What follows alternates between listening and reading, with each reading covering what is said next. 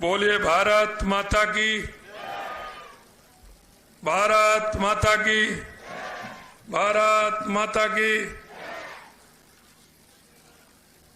शहीद रोहतास लांबा, शहीद रोहतास लांबा, शहीद रोहतास लांबा। आज शहीद रोहतास लांबा की मूर्ति प्रतिमा अनावरण के कार्यक्रम में हमारे बीच में मेरे साथी कैबिनेट में उप मुख्यमंत्री डॉक्टर प्रेमचंद बैरवा जी और कैबिनेट में ही हमारे साथी भारतीय जनता पार्टी के वरिष्ठ नेता जिन्होंने अपना कर्म के आधार पर, संघर्ष के आधार पर पहचान बनाई, ऐसे डॉक्टर किरोड़ीलाल मीणा जी, हमारे पार्टी के ही वरिष्ठ नेता, किसान नेता के रूप में पूरे राजस्थान में जाने जाते हैं और देखते हैं तो वो किसान नेता ही हैं और किसान नेता हैं और दिखते भी किसान नेता हैं, ऐसे सम्माननीय झावर सिंह जी खर्रा साहब हमारे बीच में। मैं प्रणाम करता हूं हमारे रिक्सपाल दास जी महाराज जो हमारे बीच में पधारे हैं, प्रहलाद दास जी महाराज, बिहारी दास जी महाराज, मैं उनके चरणों में प्रणाम करता हूं। हमारी पार्टी के नेता और विधायक सम्मानीय कुलदीप धनखड़ जी, पार्टी के हमारे पूर्व विधायक राव राजेंद्र जी, हमारी जयपुर की जिला प्रमुख रमा चोपड़ा जी, हमारे पूर्व विधायक रामलाल शर्मा जी, यहाँ के हमारे प्रत्याशी रहे भाई उपेन्द्र यादव जी, हमारे पार्टी के जिला अध्यक्ष भाई श्याम शर्मा जी, और ऐसे पिता जिन्होंने ऐसे सपूत को जन्म दिया, ऐसे में पिता बाबूलाल जी और शहीद की माता जी को भी मैं प्रणाम करता हूं, नमन करता हूं। उनके भाई जितेंद्र लांबा जी, श्रीमती मंजू देवी, हमारे शहीद लांबा की पत्नी, हमारी वीरांगना, हमारे सीआरपीएफ के आईजी विक्रम सहगल जी, श्रीमती नक्ची देवी सरपंच महोदय, वीरांगना मधुबाला मीणा जी,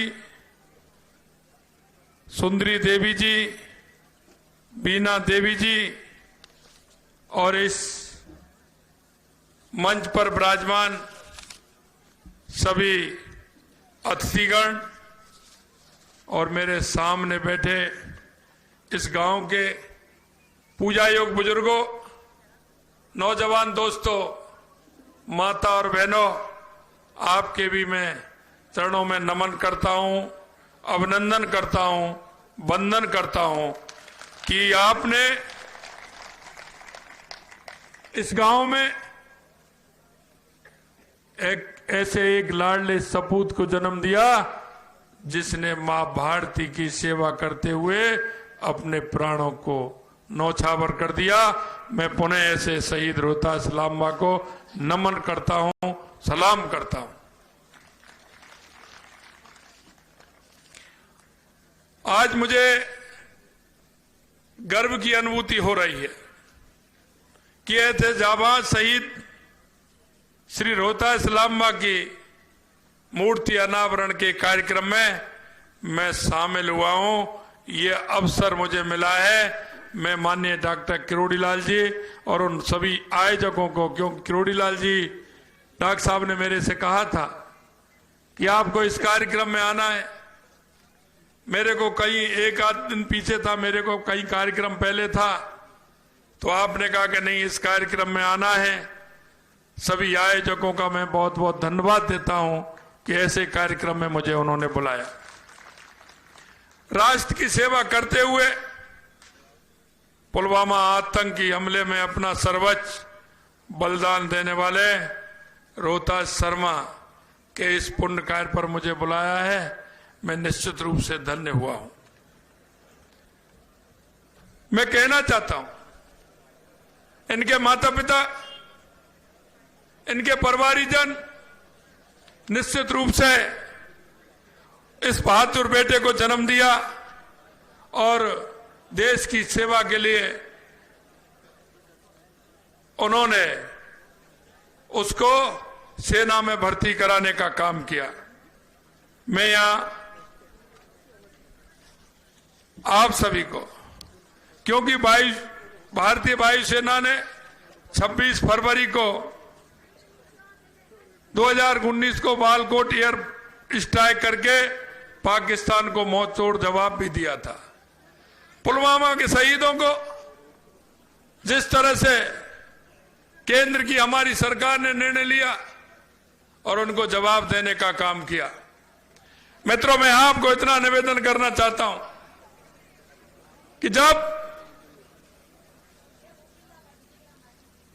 शहीद, अगर कोई सेना का शहीद हुआ बॉर्डर पर होता था तो उसको कोई घर लाने की व्यवस्था नहीं थी, उसका धमाई दाह संस्कार कर दिया जाता था, उसकी बेल्ट आती थी, उसकी टोपी आती थी। मैं आपके माध्यम से आज इस मौके पर धन्यवाद देना चाहता हूं देश के यशस्वी प्रधानमंत्री भारत रत्न अटल बिहारी वाजपेयी जी को कि उन्होंने कारगिल के बाद हर शहीद को सम्मान देने का काम किया और हर शहीद को उसके गांव में आना और उसकी सम्मान के साथ अंत्येष्टि करना और उसको लाभ देने का काम भी देश के यशस्वी प्रधानमंत्री अटल बिहारी वाजपेयी जी ने किया। मित्रों, ये काम वो कर सकता है जिसका मात्र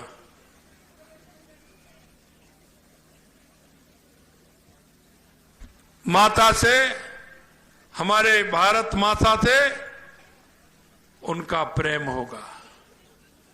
वो उनको पहचान सकेंगे कि शहीदों की कीमत क्या है। शहीदों की कोई कीमत नहीं होती है। शहीद शहीद होता है। शहीद उस मातृभूमि के लिए काम करता है, उसको सम्मान मिलना चाहिए। ये सम्मानीय अटल बिहारी वाजपेयी जी ने करके दिखाया। मैं आपको बताना चाहता हूं कि आज उन परिस्थितियों में और आज की परिस्थितियों में बहुत बड़ा अंतर है। पहले आप देखते थे आए दिन देश के अंदर आतंकवादी आते थे, किसी रेलवे स्टेशन पर बम फोड़ के चले जाते थे, किसी मंदिर पर बम फोड़ करके चले जाते थे, किसी बस स्टैंड पर बम फोड़ करके चले जाते थे और हम हताश होकर के देखते थे। कोई कार्रवाई नहीं होती थी, यहां तक कि बॉर्डर पर आए दिन इस तरह की घटना होती थी। लेकिन मैं कहना चाहता हूं 2014 के बाद वो आतंकी कहां चले गए ये पता नहीं, क्योंकि ये मजबूत सरकार थी केंद्र में नरेंद्र मोदी जी के नेतृत्व में। अगर उन्होंने दुस्साहस भी किया तो आपने देखा होगा बालाकोट और पुरी की घटनाएं वो साबित करके दिखा दिया कि अगर उधर से एक गोली चलेगी तो इधर से अनगिनत गोला छूटेंगे, आपको किसी भी तरह से बख्शा नहीं जाएगा। वो अगर किसी ने काम किया तो देश के यशस्वी प्रधानमंत्री नरेंद्र मोदी ने किया। आज हम कह सकते हैं कि हमारे सैनिक की तरफ कोई आंख उठा करके नहीं देख सकता। अगर वो एक घटना होती है तो हमारे सैनिक तैयार होते हैं। सैनिकों ने पहली बार कहा कि हमको बॉर्डर पे तो भेज दिया जाता था, लेकिन हमारे हाथों को बांध के रखा करते थे। माननीय हमारे रक्षा मंत्री राजनाथ सिंह जी ने कहा कि सेना का कोई हाथ बंधा हुआ नहीं है, सेना मौके पर निर्णय ले और जवाब दे। और हमारी सेना ने प्रारंभ कर दिया। अगर उधर से थोड़ी सी हलचल होती है तो तुरंत हमारी सेना उसको जवाब देने का काम करती है। मित्रों, मैं आपसे इतना निवेदन करना चाहता हूं, आपके उस वोट ने इस देश में परिवर्तन लाने का काम किया है। माननीय यशस्वी प्रधानमंत्री नरेंद्र मोदी जी पूछते हैं कि धारा 370 हटाने का काम किसने किया? लोग कहते हैं सभी कि आपने किया। सेनाओं को मजबूत करने का काम किसने किया? लोग कहते हैं प्रधानमंत्री जी ने किया, आपने किया। लेकिन हमारे यशस्वी प्रधानमंत्री जी कहते हैं ये मैंने नहीं, मेरे गांव के उस किसान ने, गांव के उस गरीब ने, आप सबने वो काम किया है, क्योंकि आपकी एक वोट ने उसकी कीमत जानी, आपके एक एक वोट ने वो काम किया है। मित्रों, हजारों सालों की गुलामी के बाद हमारी संस्कृति को मिटाने का काम किया था, हमारी सांस्कृतिक धरोहरों को समाप्त करने का काम किया था। मैं कहना चाहता हूं आपसे कि यशस्वी प्रधानमंत्री नरेंद्र मोदी जी के नेतृत्व में हम दोबारा से हमारी सांस्कृतिक पुनरुत्थान का काम प्रारंभ हो गया है और प्रारंभ भी कर दिया है। चाहे काशी विश्वनाथ का आप देख लें, चाहे महाकाल लोक देख लें, और चाहे बनता हुआ अयोध्या में राम मंदिर देख लें, ये माननीय यशस्वी प्रधानमंत्री जी ने प्रारंभ किया है। ये सारी बात मैं आपसे इसलिए कहना चाहता हूं कि आजादी से पहले इस देश के अंदर जिस तरह की स्थिति बनी हुई थी, हमारे देश में ऊंट आए, कुषाण आए, इस्लाम आए, अंग्रेज आए, उन्होंने हमारी संस्कृति को नष्ट करने का काम किया। लोगों ने आजादी के लिए अपने प्राण दिए थे, अपने आप को नौछावर कर दिया। लेकिन उसके बाद देश की धारा भी तुष्टीकरण के आधार पर चलने लग गई थी, तुष्टीकरण के आधार पर फैसले लेने लग गए थे। लोगों को लगा कि आखिरकार क्या हो रहा है। मैं आपसे कहना चाहता हूं, 2014 के पहले आपने भ्रष्टाचार भी देखे होंगे। आए दिन हजारों के घोटाले आते थे, हर चीज में घोटाला होता था, हर चीज में घोटाला ही घोटाला होता था। 2014 के बाद देश में परिवर्तन की लहर आई और गरीब कल्याण से लेकर के, देश के स्वाभिमान से लेकर के, देश के विकास से लेकर के एक नई छवि हमारे भारत की बनी है। मैं आपसे इतना ही कहना चाहता हूं, पिछली 5 साल की सरकार भी डॉक्टर साहब जिक्र कर रहे थे, आपने देखा था किस तरह से हमारी बहनाओं के साथ, वीरांगनाओं के साथ उन्होंने किस तरह से बिहेव किया था, ये आप सभी को पता है। आए दिन भ्रष्टाचार की कहानी होती थी। डॉक्टर साहब कह रहे थे कि महिलाओं की, अगर देश में अत्याचार में पहले नंबर कोई राज्य था तो वो राजस्थान था। हमारा प्रदेश शक्ति और भक्ति और शांति के नाम से जाना जाता है। हमारे यहाँ वीरांगनाओं की, हमारे यहाँ हमारी उन माताओं की पूजा होती है। लेकिन यहां जिस तरह की स्थिति बनी, महिला अत्याचार में पहले नंबर पर था, भ्रष्टाचार में पहले नंबर था, पेपर लीक में पहले नंबर था। हमने कहा हमारी सरकार आएगी, हम संकल्प पत्र लेकर के आए थे। हमने कहा ऐसा काम नहीं चलेगा। हमने कहा महिला अत्याचार भी नहीं होगा, पेपर लीक भी नहीं होगा। और आपने देखा होगा, हमने 15 दिसंबर को शपथ ली और हमने वायदा किया था कि युवाओं के साथ कुठाराघात किया है, ये किसी भी तरह से बर्दाश्त नहीं किया जाएगा। हमने कहा कि एसआईटी का गठन करेंगे, हमने एसआईटी का भी गठन किया और पेपर लीक का काम भी प्रारंभ कर दिया। बड़ी संख्या में लोगों को गिरफ्तार करने का भी काम किया है। दूध का दूध और पानी का पानी करने का काम भी करेंगे। उन युवाओं के सपनों को उन्होंने चकनाचूर कर दिया। जिस युवाओं ने सपने देखे थे कि आने वाले समय में मैं पेपर दे रहा हूं, मैं मेरे पिता का सहारा बनूंगा, मेरे परिवार का सहारा बनूंगा, कहीं मेरे को नौकरी मिलेगी तो मैं ठीक प्रकार से जीवन यापन कर पाऊंगा। लेकिन उस सरकार ने उन युवाओं के सपनों को चकनाचूर कर दिया। लेकिन हमने भी कहा, विधानसभा में कह रहे थे, हमसे कहा कि आप कौन सी परीक्षा की जांच कराओगे, हमने एक एक परीक्षा का बता दिया। उन्होंने कहा कि आप तो कहते थे कि हम जांच कराएंगे, मैंने एसआईटी से भी जांच कराएंगे। उन्होंने सीबीआई पर रोक लगा दी रखी थी, हमने उसको भी रोक को भी खोल दिया। हमने कहा कि आवश्यकता पड़ी तो हम सीबीआई की भी जांच कराएंगे, इसके लिए भी तैयार हो जाओ, वो भी हमने करके दिखाया है। ये शांत प्रदेश था, आए दिन आते थे, गैंगवार करते थे, चले जाते थे। हमने कहा ये शांति प्रदेश है, हमारे गैंगवार से नहीं किया जाएगा। हमने गैंगस्टर फोर्स का भी निर्माण करने का काम किया है और उसने भी अपना काम स्टार्ट कर दिया है। राजस्थान में इस तरह का गैंगवार अब नहीं होगा। लोग जेलों से गैंगवार को चलाने लग गए थे। हमने कहा हर 7 दिन में जेलों की जांच होगी और 3 जेलों में मिले मोबाइल उनको तुरंत सस्पेंड करने का अधिकारियों को काम किया है। ये हमारी सरकार करना चाहती है।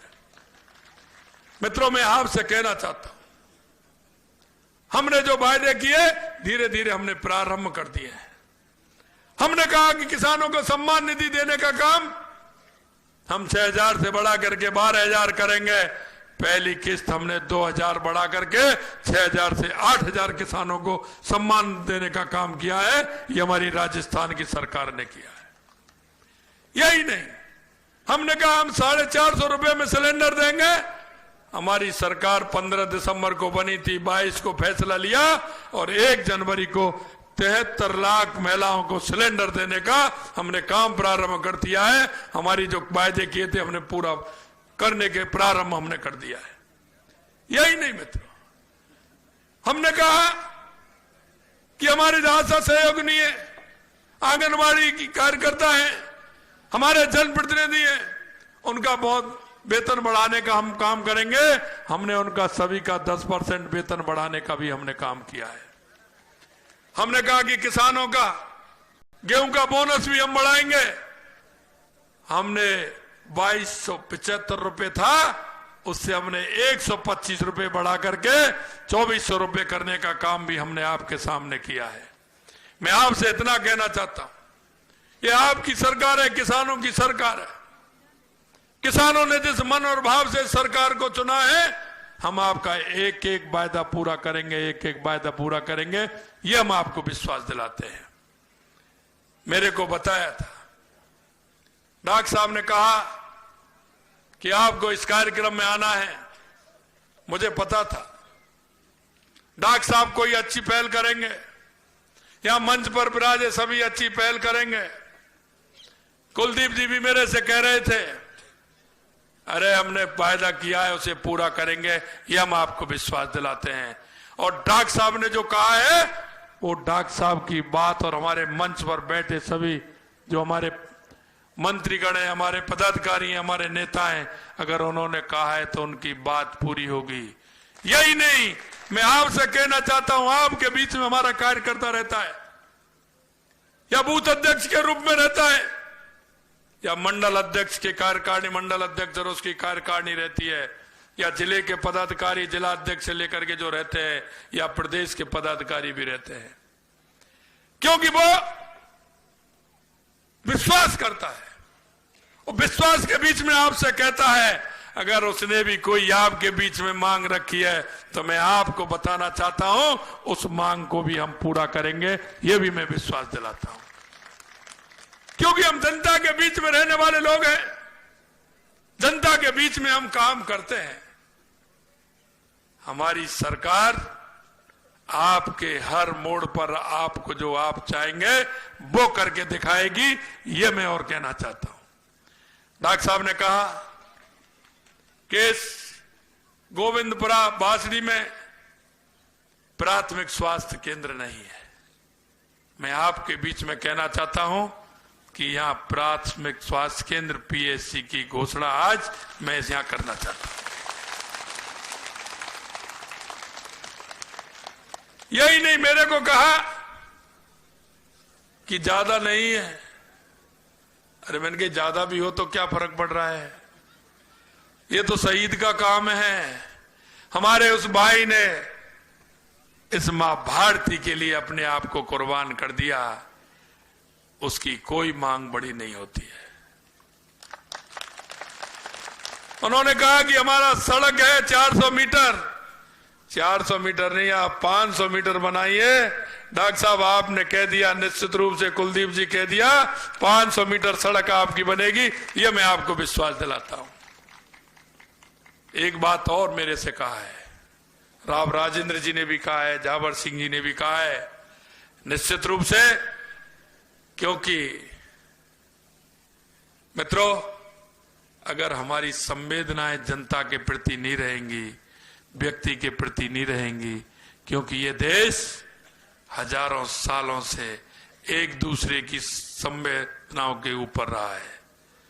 हमारी संस्कृति, हमारा विचार वो है कि जिसे लेकर के हम चलते हैं।